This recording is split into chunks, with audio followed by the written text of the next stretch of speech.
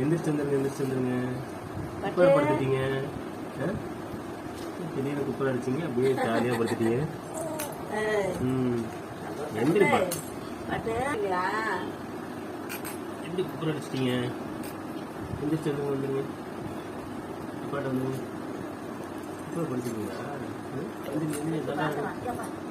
தண்டா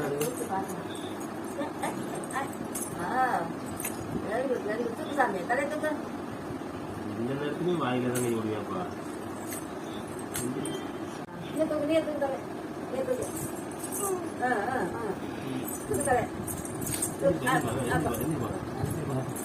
முதல் நாளே எந்திரிச்சு நடக்குமா? குப்பரை அடிச்சதே 2வது நாளே குப்பரை அடிச்சுட்டு தம்பி.